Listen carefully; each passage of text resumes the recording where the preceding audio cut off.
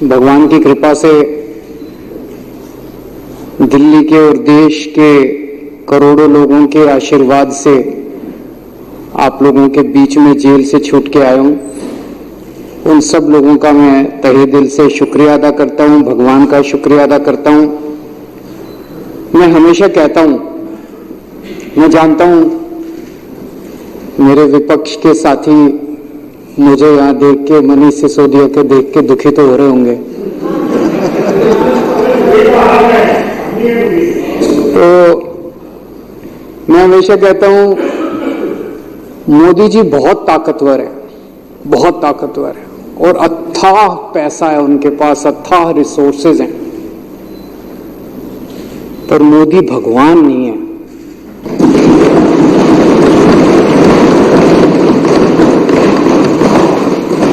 और भगवान तो है इस दुनिया में, कोई तो शक्ति है, कोई उसे भगवान कहता है, कोई उसे अल्लाह कहता है, कोई कुछ कहता है, कोई तो शक्ति है, वो हमारे साथ है। मैं माननीय सुप्रीम कोर्ट का शुक्रिया अदा करना चाहता हूं। आज हमारे देश के अंदर न्याय व्यवस्था तो है।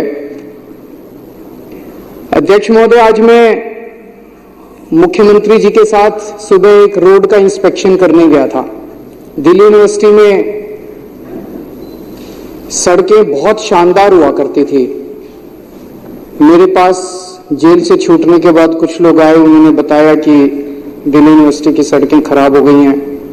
मैं आज रोड इंस्पेक्शन करने गया था और बहुत बुरा हाल था सड़कों का। तो मैंने मुख्यमंत्री जी को कहा कि इनको तुरंत ठीक करवाया जाए। उन्होंने आदेश दिए हैं और मैं उम्मीद करता हूं कि उस सड़क को जल्द ठीक करवाया जाएगा। हैं जी, आप तो मालिक हैं साहब, आप तो देश के मालिक हैं। मैं 3-4 दिन पहले भाजपा के बड़े नेता से मिला।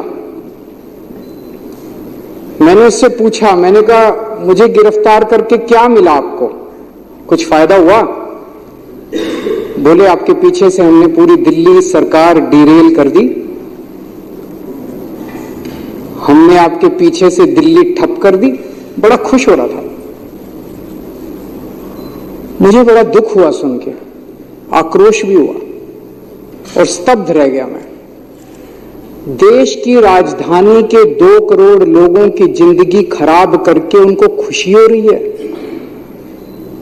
ऐसी कैसी पार्टी हो सकती है, ऐसे कैसे नेता हो सकते हैं जो दिल्ली ठप करके, दिल्ली के 2 करोड़ लोगों की जिंदगी खराब करके, परेशान करके, और वो खुश हो रहे हैं? क्या इतनी राजनीति इस स्तर पे गिर सकती है कि वोट लेने के लिए उनका मकसद क्या? उनका मकसद था कि हमारे को बदनाम करना, आम आदमी पार्टी की सरकार को बदनाम करना, ताकि उनको वोट मिल जाए। नॉर्मल वो देख चुके 3 चुनाव से लगातार, 3 क्या, ये तो 25-27 साल से, 97 से बाहर हैं, तो 23 और 4 27 साल से वनवास है। 27 साल से इनको दिल्ली की जनता वोट नहीं दे रही। अब ये दिल्ली की जनता को परेशान करके वोट लेना चाहते हैं। अरे आपके पास तो केंद्र सरकार है यार, केंद्र सरकार के पास अथाह पैसा है। केजरीवाल 500 मोहल्ला क्लिनिक बनाता है, आप 5000 मोहल्ला क्लिनिक बनाओ ना दिल्ली में, कौन मना कर रहा है? ये मनीष सिसोदिया ने 700 स्कूल बनाए, आप 7000 स्कूल बनाओ ना दिल्ली में, कोई हमको पूछेगा ही नहीं। आज 500 मोहल्ला क्लिनिक अगर मैंने बनाए, आप उन 500 मोहल्ला क्लिनिक की दवाइयां बंद करके केजरीवाल को बदनाम करके वोट लेना चाहते हो, ये गलत बात है। ये जनता भी देख रही है, सब साफ हो जाता है जनता के सामने। आपको लगता है आप ही होशियार हो, जनता बड़ी सियानी है, जनता देखती है, जनता चुप रहती है। वोट वाले दिन जब बटन दबाने जाती है तब जनता अपना गुस्सा जाए। 1 मिनट भाई साहब, मैंने बीच में नहीं बोला जब आप लोग बोल रहे थे, अब आप भी जरा सुन लीजिए, फिर उसके बाद आप बोल लेना। तो काम रोकने से, काम खराब करने से जनता वोट नहीं देगी। काम करने से, अच्छा काम करने से जनता वोट देगी। अच्छा काम करो, आपने मेरी गैर मौजूदगी में दिल्ली में सड़कों की रिपेयर बंद करा दी। मेरी गैर मौजूदगी में आप दिल्ली की सारी सड़कें बनवा देते, कहते हैं जे केजरीवाल जेल में बैठा, हम बनवा रहे हैं सड़क, देखो आप जीत ना जाते तो। बाहर निकल के मैं किस बात पे वोट मांगता? आज मैं वोट मांगूंगा, केजरीवाल आ गया, अब तुम्हारी सड़कें रिपेयर कराऊंगा मैं। ले आते 5,000 करोड़ रुपए मोदी जी से, केंद्र सरकार से, सारा पैसा तो आपके पास है। 5,000 करोड़ रुपए में नई नई सड़कें बनवा देते, सारी एमसीडी की सड़कें रिपेयर करा देते, सारी दिल्ली सरकार की रिपेयर करा देते, हमारे पास कुछ काम ही नहीं बचता, आप ही आप होते। लेकिन आपकी तो पूरी की पूरी मेंटालिटी नेगेटिव है। इसके काम रोको, इसको ईडी भेज दो, इसको सीबीआई भेज दो, इसको जेल भेज दो। अरे कभी कभी थोड़ा भगवान के सामने बैठ के हाथ जोड़ के शांति से भी सोचा करो। हमें बस इन्होंने बस मार्शल हटा दिए मेरे पीछे से, बताओ कोई अच्छी काम करा? वो बस मार्शल आते हैं, बेचारे गरीब परिवारों से आते हैं। बस मार्शल की नौकरी कौन करता है? कोई अमीर आदमी, आपके बच्चे तो करते नहीं बस मार्शल की नौकरी। वो तो बेचारे गांव के, हमारे दिल्ली देहात के बच्चे जो हैं, गरीबों के बच्चे हैं, वही करते हैं बस मार्शल की नौकरी। और बसों में जाके देखो, महिलाएं जो इतने गुणगान किया करती थी कि अब हमारे को सुरक्षा महसूस होती है, अब वो फिर से उसी हालत में हो गई महिलाएं। बुजुर्गों की पेंशन बंद कर दी। उनके दिल से, उनकी आत्मा से आपके लिए क्या निकलेगा? बद्दुआ ही निकलेगी, बद्दुआ ही निकलेगी। अब केजरीवाल जब उनकी पेंशन चालू कराएगा, हमारे लिए आशीर्वाद निकलेगा। तीर्थ यात्रा बंद कर दी, बताओ, तीर्थ यात्रा बंद कर दी। हम बुजुर्गों को रामेश्वरम ले जाते थे, पुरी ले जाते थे, शिरडी बाबा ले जाते थे, हरिद्वार ऋषिकेश ले जाते थे, वैष्णो देवी ले जाते थे, कितनी जगह ले जाते थे। उनकी तीर्थ यात्रा बंद कर दी आप लोगों ने। यार आप खुद भी होके आओ थोड़ा तीर्थ यात्रा, थोड़ी मन को शांति। मेरी अध्यक्ष महोदय से निवेदन है, विपक्ष के साथियों के लिए तीर्थ यात्रा का आयोजन करें। उनको थोड़ी, अभी जैसे सौरभ बता रहा था, पेड़ काट दिए हमारे पीछे से। मैं जब जेल गया, इन्होंने पीछे से पेड़ काट दिए, बताओ दिल्ली के प्रदूषण। तो दिल्ली की जनता के मन में दो चीजें हैं, दो बातें हैं। एक, केजरीवाल कट्टर ईमानदार है, केजरीवाल कुछ भी हो सकता है, बेईमान नहीं हो सकता। और दूसरा, केजरीवाल काम करता है, जनता के लिए काम करता है। ये दो बातें दिल्ली की जनता के मन में हैं। ये उन दोनों बातों पे चोट करना चाहते थे। ये केजरीवाल को बेईमान साबित करना चाहते थे और ये दिखाना चाहते थे वे केजरीवाल के सारे काम ठप हो गए। उन दोनों बातों पे चोट किया। फर्जी केस कर दिया मेरे ऊपर, केस करके मनीष को जेल में डाल दिया, सतिंदर जैन को जेल में डाल दिया, मेरे को जेल में डाल दिया, संजय सिंह को जेल में डाल दिया, विभव को जेल में डाल दिया, विजय नायर को जेल में डाल, सबको जेल में डाल दिया। मैं आज चैलेंज करता हूं, 5 सबसे बड़े नेताओं को जेल में डालने के बाद भी आज हमारी पार्टी मजबूती के साथ खड़ी है। मैं चैलेंज करता हूं, तुम्हारी पार्टी के 2 लोगों को जेल में डाल दो, तुम्हारी पार्टी ना टूट जाए।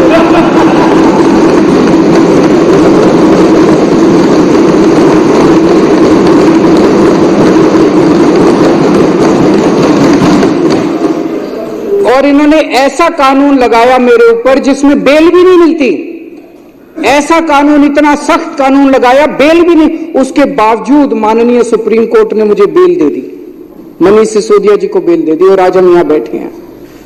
जब मैं जेल से निकला, मैंने इस्तीफा दे दिया। किसी ने मांगा नहीं था, मैंने खुद ब खुद इस्तीफा दे दिया और मैंने दिल्ली की जनता को बोला है, अगर आपको लगता है केजरीवाल ईमानदार है तो मेरे को वोट देना, वरना वोट मत देना।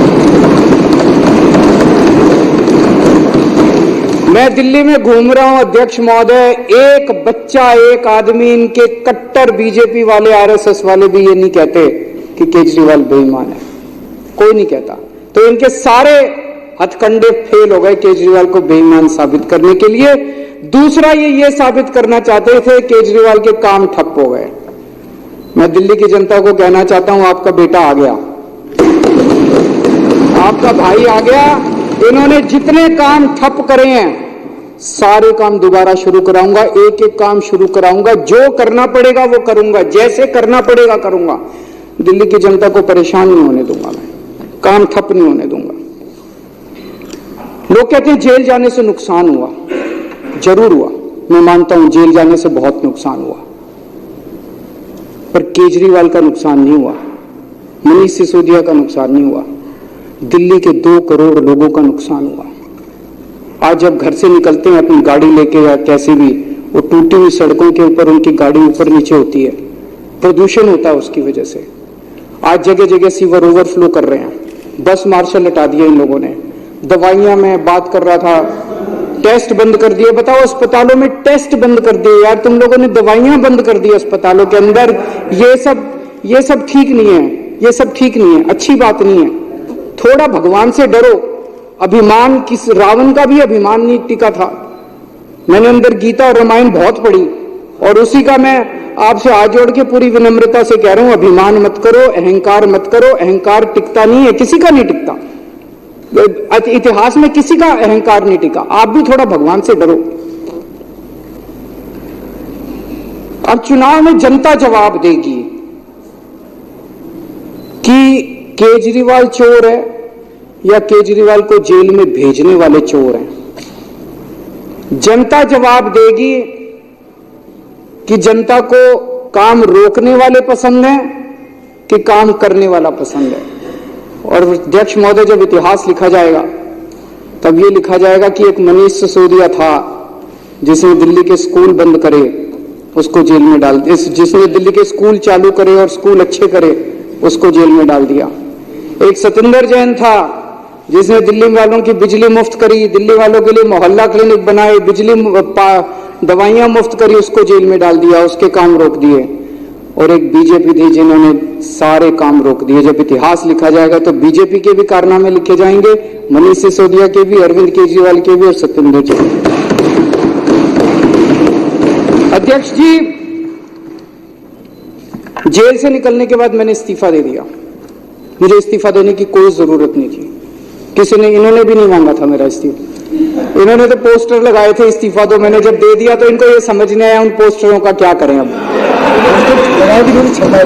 छपवाए थे, लगाने थे, अभी बता रहे हैं। मैंने इस्तीफा दे दिया। मेरी जिंदगी में 3 बार ऐसे मौके आए जब बड़े बड़े पदों से मैंने इस्तीफा दिया अपनी जिंदगी में, वॉलंटरीली, स्वैच्छिक, अपनी मर्जी से, किसी ने मांगा नहीं था। मैं इनकम टैक्स में काम किया करता था, जॉइंट कमिश्नर की पोस्ट पे था। मन में यह था कि देश के लिए कुछ करना है, समाज के लिए कुछ करना है। तो मुझे यह लगा कि जो मैं नौकरी कर रहा हूं, ये नौकरी तो और कई लोग कर लेंगे, मेरे जैसे और बहुत इनकम टैक्स में जॉइंट कमिश्नर हैं, कमिश्नर हैं, वो लोग कर लेंगे। मुझे कुछ ऐसा करना चाहिए जो हर आदमी नहीं करता।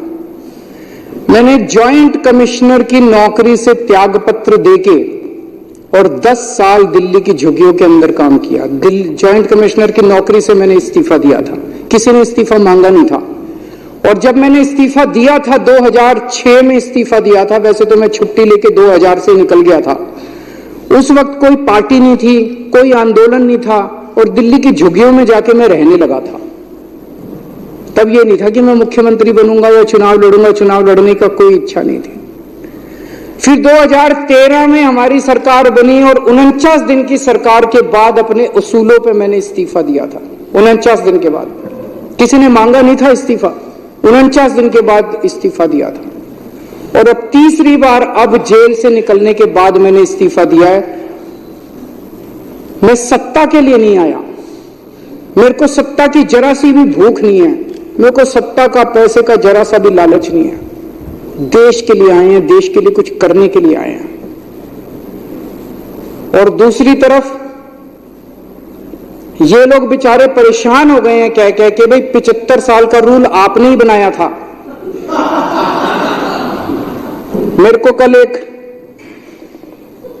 आरएसएस के बहुत सीनियर नेता मिले, उन्होंने बताया, बोले जी आरएसएस ने अल्टीमेटम दे दिया है कि भाई 75 साल का रूल तो लागू होगा।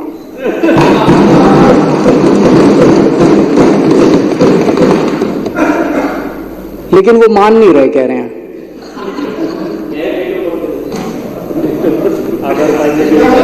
सत्ता छोड़नी बहुत मुश्किल है, सत्ता कुर्सी छोड़नी बहुत मुश्किल। एक मिनट, वो बोलने के लिए ललचा रहे हैं, मेरे बात बोलने में। सत्ता छोड़नी अध्यक्ष महोदय बहुत मुश्किल है,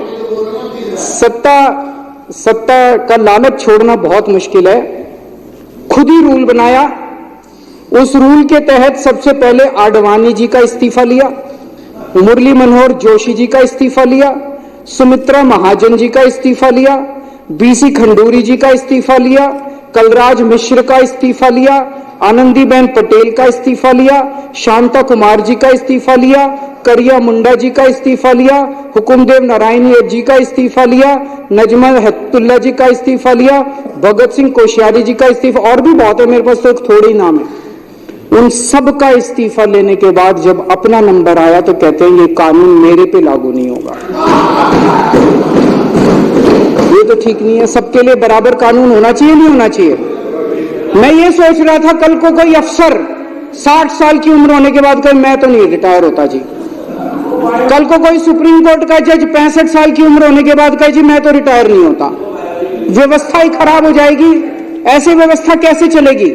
अगर आपने अपने अंदर एक रूल बनाया, कानून बनाया भी 75 साल में सारे रिटायर होंगे तो सारे रिटायर होंगे, उसमें सारे आते हैं उसमें, तो सत्ता का लालच जो है, कुर्सी से चिपके रहने का, जो कहते थे परिवार नहीं है, किसके लिए पता नहीं, किसके लिए इतना लालच है उसका। तो आज आरएसएस के कार्यकर्ता घर घर में जब जाते हैं तो लोग उनसे पूछते हैं कि भी 75 साल का रूल उनके ऊपर क्यों नहीं लागू होगा, जब सबके ऊपर लागू हो रहा है। तो मुझे ये लगता है कि जब आदमी किसी बड़े पद पे बैठे तो उसे निस्वार्थ भाव से समाज की सेवा करनी चाहिए, पद रहे ना रहे इसकी चिंता बिल्कुल नहीं करनी चाहिए। अंत में अध्यक्ष महोदय, मैं फिर से यही कहना चाहूंगा, हमारी दिल्ली बहुत खूबसूरत है, हमारे दिल्ली वाले दिल वाले हैं, हमें सबको 2-2.5 करोड़ लोगों को मिलके दिल्ली बनानी है। इसमें हर हिंदू, मुस्लिम, सिख, ईसाई सबको मिलके दिल्ली बनानी है। इसमें ब्राह्मण, यादव, जाटव, दलित, बनिए सबको मिलके बनानी है। इसमें बीजेपी वाले, कांग्रेस वाले, आम आदमी पार्टी, हम सबको मिलके बनानी है। इसमें ये काम रोकना, काम बंद करना, ये अच्छी बात नहीं है। मैं अपने सभी विपक्ष के साथियों से भी निवेदन करता हूं कि चुनाव के टाइम में चुनाव लड़ेंगे, चुनाव के बाद हमें सबको मिलकर काम करना है। थैंक यू अध्यक्ष।